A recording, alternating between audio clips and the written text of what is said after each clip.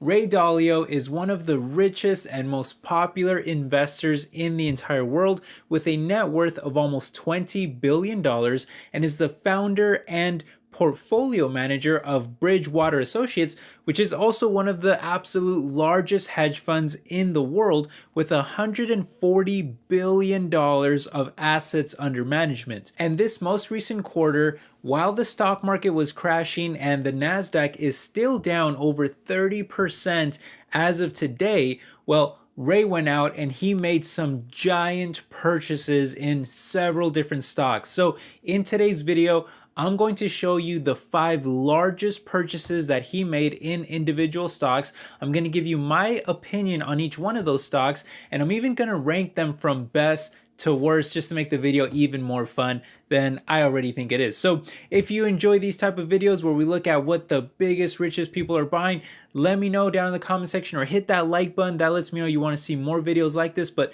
thank you for all the support. Please subscribe if you haven't already. But let's go ahead and jump straight into this list. All right, and counting down here from smallest to largest, stock number 5 that Ray purchased this past quarter was none other than Microsoft, ticker symbol MSFT, which Ray has increased his position on, by the way, in each of the last 3 quarters by giant amounts, with a 156% boost this latest quarter, bringing his total stake in the company up to a whopping $74 million. And I gotta say, guys, I absolutely love these moves because I've been buying some Microsoft stock myself too this past year, as it is currently going through what I would say is really the largest crash that I've ever seen in the stock for what is normally a very strong and stable performer. But as it stands, Microsoft is now down about a third of its entire value. And sure, there's good reason for this. Of course, the macroeconomy is really terrible right now, and as we move past the pandemic,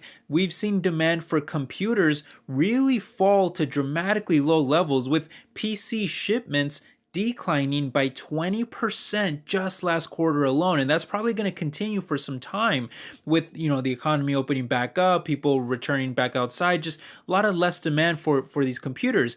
And that's not only caused Microsoft's revenue from Windows licenses that they sell to OEMs to fall by negative 15% in their most recent earnings, which is the biggest drop, by the way, that they've seen in 7 years, but it's also causing their overall revenue growth as an entire company to plummet from 11% growth last quarter to only 2% expected next quarter, which is really scaring investors into selling out of the stock.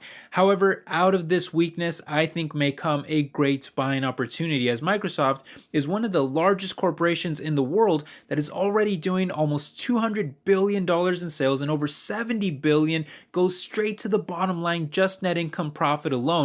And that was also growing at a rate of almost 20% per year through the pandemic when looking at their growth rates.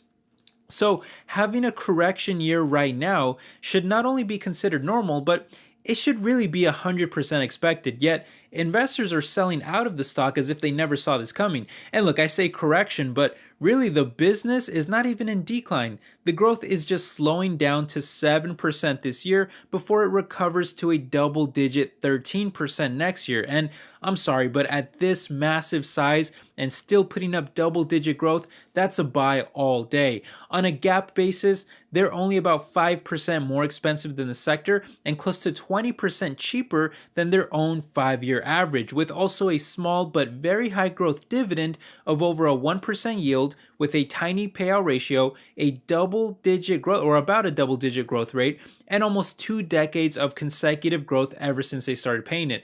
Plus, you get one of the most dominant businesses out there with their Windows operating system and office productivity software really installed in virtually every computer in the world.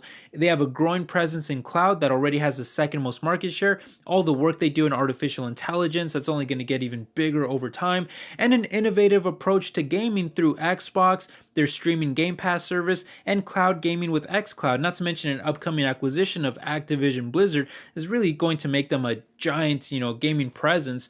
May make them, number one, number two biggest gaming company out there.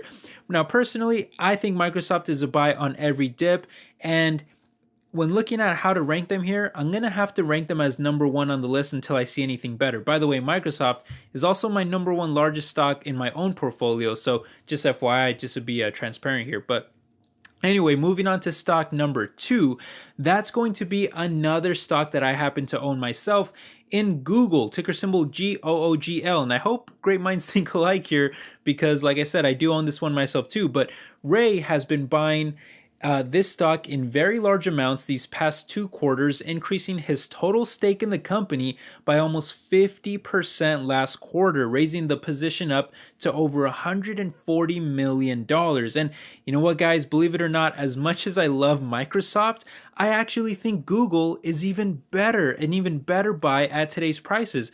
Like Microsoft, this is a stock that rarely ever dips, but it's currently going through the largest crash that I've ever seen, just like Microsoft, and it's already down more than 35% from its highs. And at these levels, Google is now trading on a PEG ratio basis when you look out into future growth that is not only 25% cheaper than their 5-year average, but they're almost 10% cheaper than even the sector. That's crazy. This is a PEG ratio that is much lower than, their average and the sector. And I've been screaming to you guys all year long that this is a historic buying opportunity because there is no way that the world's market share leader of digital advertising, search with Google, browser with Chrome, mobile OS with Android, video streaming with YouTube, navigation with Maps, email with Gmail, and even the 3rd largest cloud platform to go along with all of it. There's no way that this should be trading anywhere close to these levels, and especially even cheaper than the sector. That just doesn't make any sense for this massive behemoth that did even more sales and profits than even Microsoft last year and is still managing to grow by a double-digit percentage. Don't get me wrong, Microsoft has much better margins, and I would actually prefer them over Google if the valuations were the same, but they're not the same. And at its current discount, Google stock takes the number 1 spot for now. I think it's a better buy. So I'm going to move Microsoft down actually to number 2, even though I love Microsoft. All right, guys, coming in here at stock number 3, though, that's going to be Mondelez International, ticker symbol MDLZ, which Ray has also been purchasing very steadily in each of the past 5 quarters. But this latest one, he just decided to go ham on it, increasing his position by over 200%, bringing his total stake in the company up to about $190 million. Now, if you guys have never heard of this company, well, you probably have heard of their products or their brands, because Mondelez is a consumer staple company that is mostly famous for snack foods like Oreo, Chips Ahoy, Ritz, Triscuit, and Belvita cookies and crackers, as well as Trident's gum, Sour Patch Candy, and even Toblerone chocolates. In all, guys, this might surprise you here, but Mondelez actually commands the number 1 market share of biscuits in the entire world, with the number 2 market share of chocolate, number 3 market share of candy, and number 2 market share of gum to go along with it. So that is very large dominance from this company that I think most people, might have not even heard of that name, Mondelez, but again, you probably know their brands. Now, that strong branding has helped them put up some very strong financials over the years, doing over $3 billion in free cash flow every year with mid-single-digit revenue growth, high single-digit EPS growth, and double-digit dividend growth to go along with it. And one of the reasons why they're still able to grow like this despite their already massive size and market leadership is because they're expanding globally into emerging markets where they typically see about 3 times higher the revenue growth. Now, their dividend is also very attractive from a growth perspective, as it yields about 2.4% with a small payout ratio below 50%, a double-digit growth rate, and over a decade of consecutive growth. Unfortunately, though, that strong performance has kept the stock trading near an all-time high. So at a time when so many other great stocks are trading at huge, giant discounts, Mondelez is actually 20 to 30% more expensive than the sector. And as strong as the business is, the single-digit growth for their sales and profits is just not high enough to justify that high of an expensive valuation, nor is the small dividend. So they easily go behind Google and Microsoft, and I'll put them in the number 3 spot for now. It's a decent stock, I guess, but not great for that valuation in my opinion. All right, moving on here to stock number 4, though, that's going to be a stock that I actually own myself and that is the payments processing giant Visa, ticker symbol V, which he has also been buying in recent quarters with another giant increase in Q3 of almost 150%, bringing his total stake in the company up to over $216 million. And what can I say here, guys? Visa stock is almost a solid choice anytime, really, if you're thinking long term. Not only do they have the most credit cards in circulation at about half of the entire market, but they also see the most purchase volume run through their network at about 54%, which, by the way, has even increased over the years despite it already being in such a dominant position. And they can then charge fees on that massive amount of transactions, which has led to very strong financials over the years, with even their revenue growth rates being extremely reliable, very surprising for their size, at double-digit percentages in almost every single year. Even in 2020, when the global economy literally shut down, they still only dropped by about 5%. Granted, there was lockdowns, things like that, so they were able to collect money through online purchases. But that's the great thing about Visa. They can get money online, they can get money in person. There's different ways they can make transaction fees. And even after that 5% drop, they quickly recovered by 10% the next year, and then they grew a massive 22% the year after that too. Again, I know I'm going back and forth here, but we gotta be transparent here or reasonable. We gotta look at both sides of the argument. That giant growth that they saw was really after 2020, right when all of the stimulus money and the insane spending by the government started to flood into the economy. So that's why you saw such a giant growth rate for Visa. And that's now leaving us with a disastrous economy with really high inflation, really high interest rates, which has the potential to really collapse the economy, and it could send us into a deep recession soon. So if that happens, then yeah, I would probably think that the growth rates that are projected for 2023 and 2024, Visa will probably miss those targets, and then the stock could crash. So that is the risk there. And that's really the only reason why I'm not buying any more shares myself at this time. But I still think that it's a great long-term hold, because even when they do have a downturn, they typically tend to recover much faster than everybody else. So I really do like Visa a lot, and I don't plan on selling any of my shares anytime soon. Speaking of the stock though, it's always been a very reliable performer, and as such, it's only down about 16% from its highs. So it's not as attention grabbing as some of the other big names that have crashed much heavier this year, but it's still a bit of a dip there. And that's really left them with, I would say, a bit of a mixed bag in terms of the valuation, as they're about the same as the sector on a forward PE and PEG ratio basis, but more than 30% higher on a trailing or non-GAAP basis, but then also about 20% cheaper than their own averages. And even the dividend is a bit of a mixed bag too, as it has a tiny yield of less than 1%, but it's got some amazing growth metrics on it, like a tiny payout ratio, a huge growth rate, and about a decade and a half of consecutive increases. So it's not likely to get cut, it's only likely to get bigger over time. And here, that's why you can really see how this makes for a stock that, I think in my opinion, it's a little risky today, but I think over the long term, I think it's usually a good pickup, especially on dips. And right now, it may not be the biggest dip in the world, but it is going through, a double-digit percentage dip here as well. So you can kind of make of this what you want, but in terms of me having to rank it here, I would say it's got to go below Google and Microsoft, because those are much more attractive at today's prices, but I still like them ahead of Mandela's. So I'm going to put Visa at number 3, and I'll move Mandela's down to number 4. I think that's a very good fitting right there. All right, guys, finishing up here with stock number 5, we've got a dividend king, and this is none other than Johnson & Johnson, ticker symbol JNJ, which is a stock that I've always considered buying, but I've never actually pulled the trigger on it.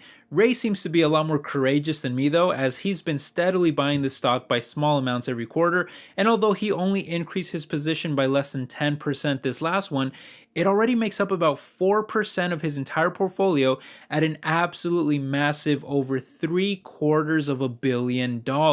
Now, the reason why I've always been interested in Johnson & Johnson is because of their massive size, their popular brands, and the reliable dividend. Now, in terms of brands, they not only own giant consumer staples like Band-Aid, Johnson's powders and lotions, Aveeno, Listerine, Benadryl, and Tylenol, just to name a few. By the way, I use Tylenol all the time whenever I get headaches. Probably not a good thing.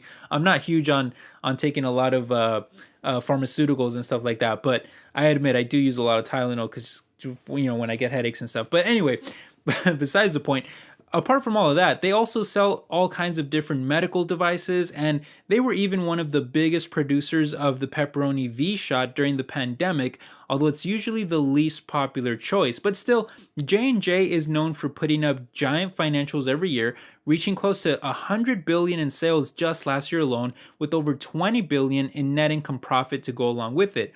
Unfortunately, though, growth is not really what you get from this company, as sales are only expected to climb by a couple percentage points going forward as they continue to deal with the fallout of various lawsuits that have really damaged the company's reputation. Really, the best thing about this stock, though, is their dividend king status, as they have now raised their dividend for a mind-blowing nearly 6 decades in a row. However, at a 2.6% yield, I'm just not sure that's large enough to make up for the tiny growth and the slow-moving stock price that is only a little bit cheaper than the sector. I still like them more than Mondelez, but not nearly as much as I like Google, Microsoft, or Visa. So they're gonna have to go in the number 4 spot. Alright, so with that said, we have our final rankings here, and we've got Google at number 1. I think that's an absolute steal at today's prices. Microsoft at number 2. I think that's a very solid pickup. Great alternative choice to Google if you're looking for one, or even both. I think both are great choices. Visa we put at number 3. I think that's a decent long-term stock. Definitely want to be buying that on dips though if you can get it. And then J&J and Mondelez, I would say at number 4 and number 5. I just think there's much better options than those last two. During this current economic downturn, during this market crash, whatever you want to call it, I think there's much better stocks out there than those two. But, not bad choices though. It's just that there's better options out there. But what do you guys think? I would love to hear your thoughts down below. Let me know if you agree with my ranking. Do you own any of these stocks? Are any of these up on your watch list? Are you considering any of them? I'd love to hear your thoughts down below, and let me know what other, rich investor or portfolio manager or hedge fund you'd like me to take a look at next. I'd love to hear those recommendations, and I'd love to make those videos for you guys. So thanks again for stopping by, everyone. Hope you're all doing well. I'll catch you in the next one. Take care. Bye-bye.